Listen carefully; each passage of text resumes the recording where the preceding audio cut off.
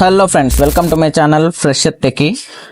ఈరోజు మనం రియాక్ట్ అప్లికేషన్లో స్టైలింగ్ అనేది ఎన్ని టైప్స్, మన కాంపోనెంట్స్కి స్టైలింగ్ అనేది ఎలా చేస్తామో చూద్దాం. మామూలుగా మనకి హెచ్టిఎంఎల్లో 3 టైప్స్ ఆఫ్ స్టైలింగ్స్ ఉంటాయి. ఒకటి ఇన్లైన్ స్టైలింగ్, రెండోది ఇంటర్నల్ స్టైలింగ్, అలాగే థర్డ్ వన్ వచ్చేసరికి ఎక్స్టర్నల్ స్టైలింగ్. ఇన్లైన్ స్టైలింగ్ అంటే ఏంటంటే, ఫర్ ఎగ్జాంపుల్ ఇది మన హెచ్టిఎంఎల్ పేజ్ అనుకుందాం. దీనిలో నేను H1 ఎలిమెంట్ ఒకటి క్రియేట్ చేశాను. అందులో హలో రియాక్ట్ అని ఇస్తున్నాను. సో మనం సిఎస్ఎస్ అనేది ఈ లైన్లో ఇంక్లూడ్ చేస్తే అది ఇన్లైన్ సిఎస్ఎస్. ఓకేనా? మనం ఈ లైన్లో సిఎస్ఎస్ ఎలా రాస్తాం? స్టైల్. ఓకేనా? దీన్ని నేను కలర్ బ్లాక్ ఇద్దాం అనుకుంటున్నాను. సో మనం ఈ స్టైల్ అన్న యాట్రిబ్యూట్ యూస్ చేసి ఈ ఎలిమెంట్కి స్టైల్ అనేది అప్లై చేస్తే అది ఇన్లైన్ స్టైలింగ్. మనం ప్రయారిటీ వైజ్గా చూసుకుంటే ఇన్లైన్ స్టైలింగ్కి ఎక్కువ ప్రయారిటీ ఉంటుంది. ఓకేనా? అలాగే ఇప్పుడు మనం ఇంటర్నల్ స్టైలింగ్ చూసుకుందాం. ఇంటర్నల్ స్టైలింగ్ అంటే మన ఏదైతే ఫైల్ ఉందో హెచ్టిఎంఎల్ ఫైలు, దానిలోనే స్టైల్ ట్యాగ్ యూస్ చేసి మనం స్టైలింగ్ అనేది అప్లై చేస్తాం. ఎలా అంటే మన హెడ్ ఉంది కదా, ఈ హెడ్లో స్టైల్,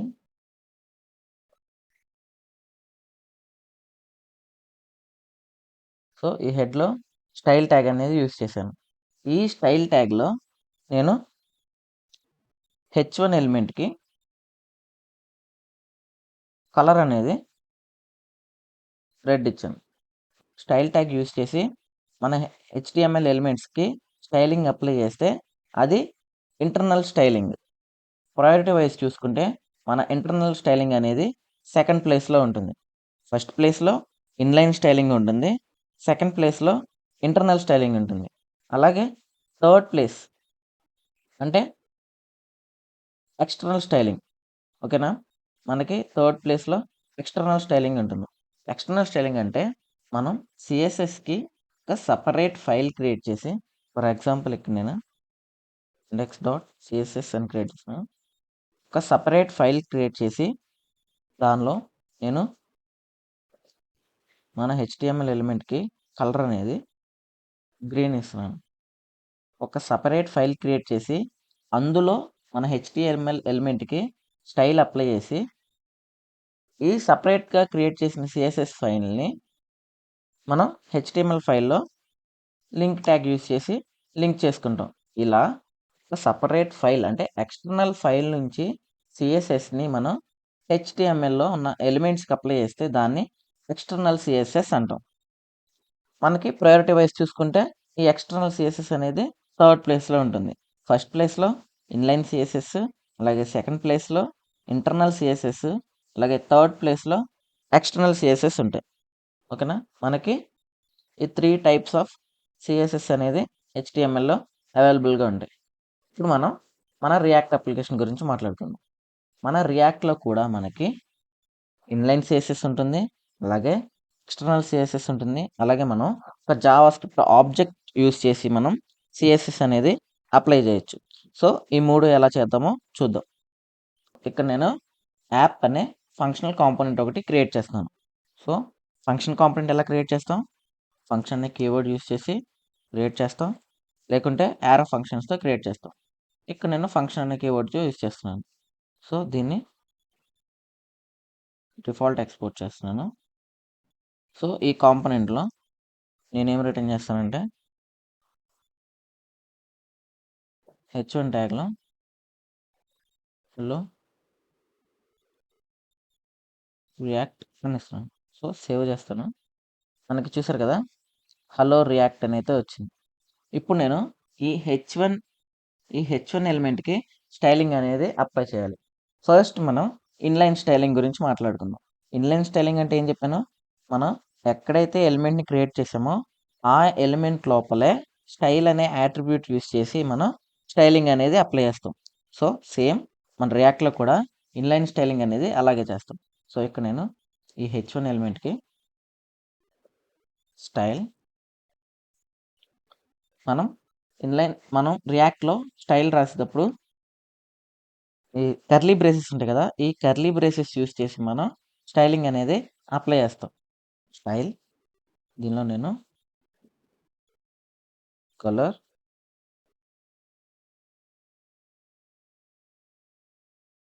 రెడ్ అని ఇస్తున్నాను. సేవ్ చేద్దాం. సారీ. ఓకే. చూసారు కదా మనకి స్టైలింగ్ అనేది అప్లై అయింది. మన H1 ట్యాగ్‌కి స్టైలింగ్ అనేది అప్లై అయింది. ఈ విధంగా మనం స్టైల్ అట్రిబ్యూట్ యూజ్ చేసి ఇన్‌లైన్ స్టైలింగ్ అనేది అప్లై చేస్తాం. ఓకే. ఇలా కాదు. ఓకే. మనం ఇప్పుడు నీకు సెకండ్ టైప్ అంటే ఒక జావా స్క్రిప్ట్ ఆబ్జెక్ట్ క్రియేట్ చేసి దాని ద్వారా మన హెచ్టీఎంఎల్ ఎలిమెంట్‌కి అంటే ఇక్కడ మనం జేఎస్ఎక్స్ అనుకోవాలి. హెచ్టీఎంఎల్ అనకూడదు. జేఎస్ఎక్స్ అనమాట. ఈ జేఎస్ఎక్స్ ఎలిమెంట్‌కి మనం ఎలా సీఎస్ఎస్ అప్లై చేయాలో చూద్దాం. సో, ఇక్కడ నేను S1 అని ఒక ఆబ్జెక్ట్ క్రియేట్ చేస్తాను.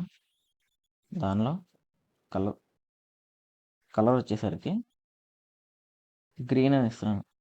సో, ఈ S1ని ఈ స్టైల్‌లో నేను పాస్ చేస్తున్నాను. పాస్ చేశాను. సేవ్ చేయగానే ఎర్రర్ వస్తుంది. చూసారు కదా! మనకి ఎర్రర్ అనేది వచ్చింది. ఏమని వచ్చింది? S1 is not defined. అంటే మనం ఈ S1ని డిఫైన్ చేస్తున్నామా? మనం మామూలుగా జావాస్క్రిప్ట్‌లో ఏదన్నా ఒక వేరియబుల్‌ని డిక్లేర్ చేయాలంటే డిఫైన్ చేయాలంటే మనం లెట్ లేకపోతే వేర్ లేకపోతే కాన్స్ట్ ఈ 3 కీవర్డ్ యూజ్ చేసి ఈ మూడిట్లో ఏదో ఒక కీవర్డ్ యూజ్ చేసి మనం వేరియబుల్‌ని డిఫైన్ చేస్తాం. సో, ఇక్కడ మనం ఏదన్నా ఆ 3 కీవర్డ్స్‌లో ఏమన్నా యూజ్ చేసామా? యూజ్ చేయలేదు. అందుకే మనకి ఎర్రర్ అయితే వస్తుంది. నేను లెట్ కీవర్డ్ యూజ్ చేశాను. సేవ్ చేశాను. చూసారు కదా! మనకి మన H1 ట్యాగ్‌కి స్టైలింగ్ అయితే అప్లై అయింది గ్రీన్ కలర్. సో, ఈ గ్రీన్ కలర్ స్టైలింగ్ మనం ఎక్కడిచ్చాం? స్టైల్ 1 అంటే S1 అని ఒక ఆబ్జెక్ట్ క్రియేట్ చేసి దానిలో మనం కలర్ గ్రీన్ అని ఇచ్చాము. ఈ S1ని మనం ఈ స్టైల్ అనే అట్రిబ్యూట్‌లో పాస్ చేస్తాం. సో, మనకి కలర్ అనేది చేంజ్ అయింది H1కి. ఈ విధంగా మనం ఒక జావాస్క్రిప్ట్ ఆబ్జెక్ట్ యూజ్ చేసి మన HTML అంటే JSX ఎలిమెంట్స్‌కి మనం స్టైలింగ్ అనేది అప్లై చేయొచ్చు. అర్థమైందా? అలాగే ఇక్కడ నేను ఈ ట్యాగ్ తీసుకుంటున్నాను. దీనిలో ఫాలో ఫ్రెషర్ టేకే అనేసి ఓకేనా? చూసారు కదా మనకి ఇక్కడ ఎర్రర్ అయితే కనబడుతుంది. సేవ్ చేద్దాం. ఎర్రర్ అయితే వచ్చింది. ఎందుకు? మనం చెప్పాను జేఎస్ఎక్స్‌లో ప్రతి వీడియోలో చెప్తూనే ఉన్నాను. జేఎస్ఎక్స్ అనేది మనకి ఓన్లీ ఒక్క ఎలిమెంట్‌ని మాత్రమే రిటర్న్ చేస్తుంది. కానీ ఇక్కడ మనం 2 ఎలిమెంట్‌ని రిటర్న్ చేయడానికి ట్రై చేస్తున్నాం. సో, సింపుల్‌గా ఫ్రాగ్మెంట్స్ తీసుకుంటున్నాను. మనకి ఎర్రర్ అయితే పోతుంది. చూసారు కదా! డూ ఫాలో ఫ్రెషర్ టేక్ అని వచ్చింది. మీకు ఏం చేసి చూపిస్తాను. రైట్. ఓకేనా? ఇప్పుడు మీకు క్లియర్‌గా అర్థమవుతుంది కదా! ఇప్పుడు మనం ఈ paragraph do follow fresher tech అన్నదానికి ఇన్లైన్ స్టైల్ చేసి చూపిస్తాను. స్టైల్ కర్లీ బ్రేసెస్లో కలర్ ఇక్కడ నేను రెడ్ కలర్ ఇస్తాను. సేవ్ చేశాను. చూసారు కదా మనకి స్టైలింగ్ అనేది అప్లై అయింది. ఈ విధంగా ఇన్లైన్ స్టైల్. అలాగే జావాస్క్రిప్ట్ ఆబ్జెక్ట్ నుంచి స్టైలింగ్ ఎలా అప్లై చేయాలో చూసాం. ఇప్పుడు మనం ఎక్స్టర్నల్ సిఎస్ఎస్ గురించి మాట్లాడుతున్నాం. ఎక్స్టర్నల్ సిఎస్ఎస్ అంటే మనం సపరేట్గా ఒక సిఎస్ఎస్ ఫైల్ క్రియేట్ చేసి దాన్ని మనం ఏ కాంపోనెంట్కి అయితే స్టైలింగ్ అప్లై చేయాలనుకుంటున్నామో ఆ కాంపోనెంట్లో మనం క్రియేట్ చేసిన సిఎస్ఎస్ ఫైల్ని ఇంపోర్ట్ చేసుకుంటే మనకి ఇప్పుడు మనం ఎక్స్టర్నల్ ఫైల్లో రాసిన సిఎస్ఎస్ అనేది మన కాంపోనెంట్కి అప్లై అవుతుంది. సో, దీనికోసం మనం ఒక సిఎస్ఎస్ ఫైల్ని అయితే క్రియేట్ చేద్దాం. మనం రియాక్ట్ అప్లికేషన్ క్రియేట్ చేసేటప్పుడు మనకి సోర్స్ ఫోల్డర్లో ఒక యాప్ కాంపోనెంట్ అలాగే అంటే ఒక యాప్ డాట్ జేఎస్ అని ఒక JavaScript file app dot CSS అని ఒక సిఎస్ఎస్ ఫైల్ అనేవి మనం రియాక్ట్ అప్లికేషన్ ఇన్స్టాల్ చేసేటప్పుడే అవి క్రియేట్ అయిపోతాయి అన్నమాట. ఇవేంటంటే మీకు యాప్ కాంపోనెంట్ అంటే ఏంటో చెప్పాను కదా! మనం క్రియేట్ చేసిన ప్రతి కాంపోనెంట్‌ని ఈ యాప్ కాంపోనెంట్‌లో ఇంజెక్ట్ చేస్తాం. ఈ యాప్ కాంపోనెంట్‌ని మనం హెచ్టిఎంఎల్కి పాస్ చేయడం ద్వారా మనకి మన కాంపోనెంట్స్ అన్నీ ఇలా బ్రౌజర్లో కనబడతాయి.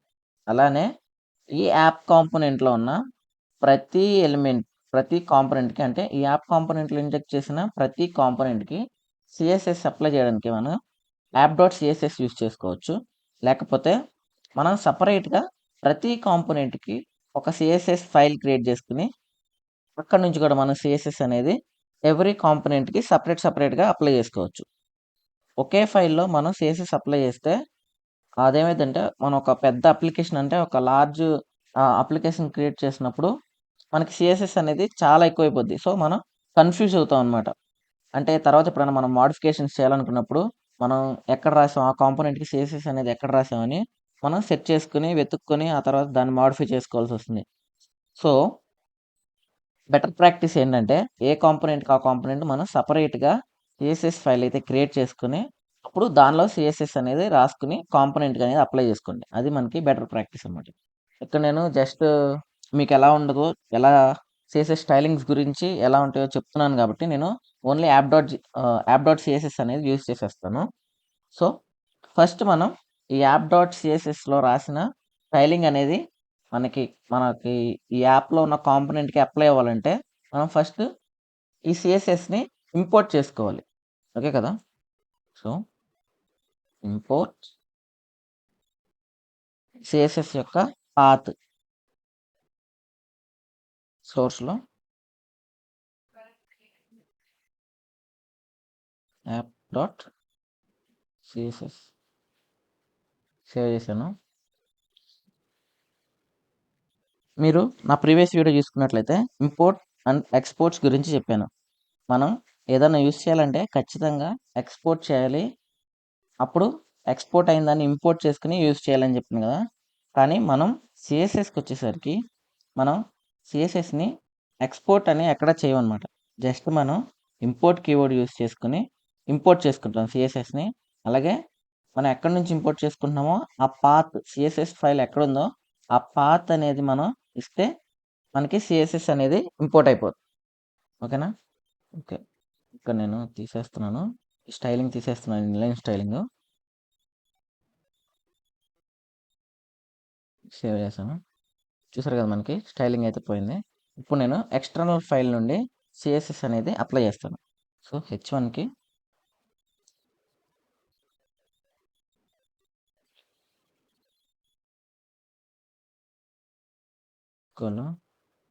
బ్లూ ఇస్తాను, అలాగే పారాగ్రాఫ్ ట్యాగ్కి కలర్ అనేది రెడ్ ఇస్తున్నాను. సేవ్ చేస్తాను. H1కి కలర్ బ్లూ అయితే వచ్చింది, అలాగే మన పారాగ్రాఫ్ ట్యాగ్కి రెడ్ కలర్ అయితే వచ్చింది. ఈ విధంగా మనం ఎక్స్టర్నల్ సిఎస్ఎస్ ఫైల్ నుండి మనం సిఎస్ఎస్ అనేది మనం అప్లై చేస్తాం అనమాట. అర్థమైంది అనుకుంటున్నాను. ఇప్పుడు నేను H1కి ఒక క్లాస్ నేమ్ క్రియేట్ చేస్తున్నాను. ఏమని H1 ట్యాగ్ అని ఒక క్లాస్ నేమ్ క్రియేట్ చేస్తున్నాను. అలాగే ఒక ఐడి క్రియేట్ చేస్తున్నాను. ఐడి వచ్చేసరికి H1 ఐడి. ఓకేనా? నేను దీన్ని సేవ్ చేస్తాను. మనం HTMLలో మనకి స్టైలింగ్ అప్లై చేయడం కోసం క్లాస్ అలాగే ఐడి అనే యాట్రిబ్యూట్స్ యూస్ చేస్తామని తెలుసు కదా. సేమ్ మనకి రియాక్ట్లో కూడా ఇక్కడ మనం HTMLలో క్లాస్ అని యూస్ చేస్తాం, క్లాస్ అనే యాట్రిబ్యూట్. ఇక్కడ మనం క్లాస్ నేమ్ అని యూస్ చేస్తాం. HTMLలో ఐడి, ఇక్కడ కూడా ఐడినే. ఓకేనా? ఇప్పుడు నేను ఈ ఐడి యూస్ చేసి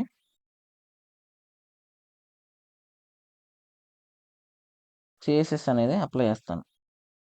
H1 ఐడి కలర్ వచ్చేసరికి గ్రీన్ అని పెట్టాను.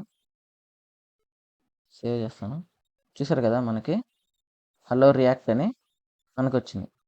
అలాగే ఇప్పుడు నేను క్లాస్ నేమ్ యూస్ చేసి చేస్తాను. కలర్ ఏంటంటే ఈ అక్కు అన్న కలర్ ఇస్తున్నాను. సేవ్ చేస్తాను. మనకు మారిందా? మారలేదు. అవుట్పుట్ రీఫ్రెష్ చేసి చూద్దాం. చూసారు కదా, మనకి రియాక్ట్కి ఓన్లీ గ్రీన్ కలర్ అయింది. అంటే మనం ఐడి మెన్షన్ చేసి ఏ కలర్ అయితే అప్లై చేసామో సిఎస్ఎస్లో ఆ కలరే మనకి H1కి అప్లై అయింది. ఎందుకంటే మనం ప్రయారిటీ వైజ్ మాట్లాడుకుంటే మన ఐడికి ఫస్ట్ ప్రయారిటీ ఉంటుంది. ఓకేనా? అలాగే ఆ తర్వాత క్లాస్‌కి సెకండ్ ప్రయారిటీ. ఆ తరువాత మన ఎలిమెంట్ నేమ్ ఉంది కదా! ట్యాగ్ నేమ్ దానికి థర్డ్ ప్రయారిటీ ఉంటది. ఓకేనా?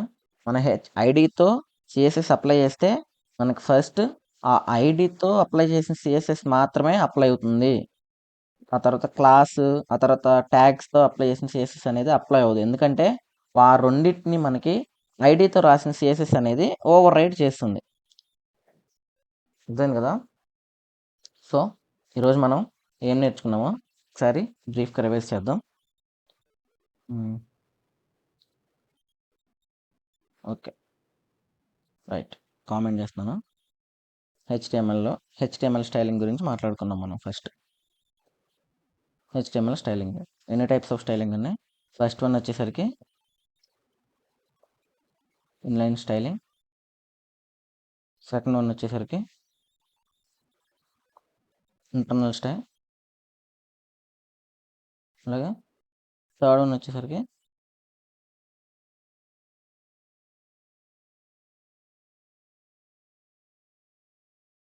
External styling.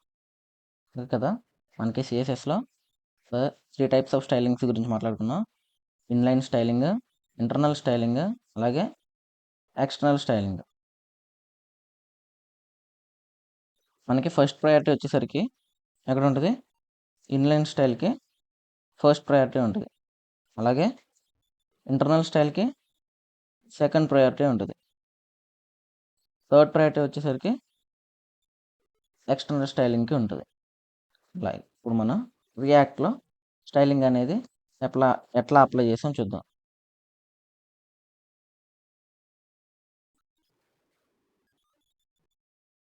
రియాక్ట్లో మనకి కూడా 3 టైప్స్లో మనం స్టైలింగ్ అనేది అప్లై చేయొచ్చు. ఒకటి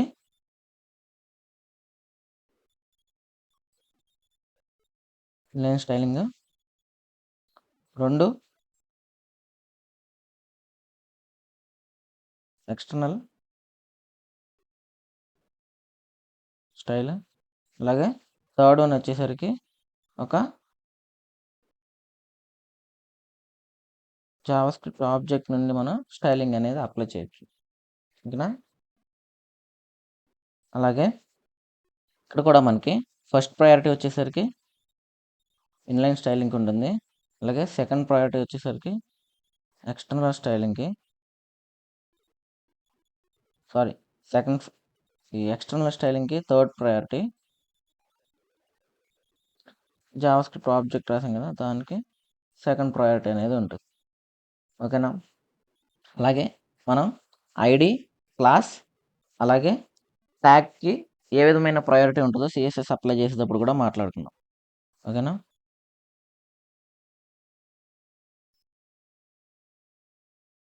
మనకి ఐడికి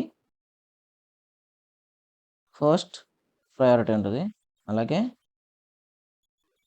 క్లాస్ నేమ్, రియాక్ట్ కదా మనం క్లాస్ నేమ్ అనాలి, క్లాస్ అనకూడదు. క్లాస్ నేమ్కి సెకండ్ ప్రయారిటీ.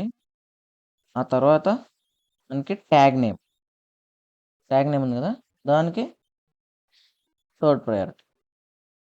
ఓకేనా? ఏ విధంగా మనం రియాక్ట్ కాంపోనెంట్స్లో ఉన్న JSX ఎలిమెంట్స్కి అయితే సిఎస్ఎస్ని అప్లై చేస్తాం. హోప్ మీ అందరికీ వీడియో అర్థమైంది అనుకుంటున్నాను. ప్లీజ్ వీడియో నచ్చితే లైక్ చేయండి, షేర్ చేయండి, and don't forget to hit the subscribe button.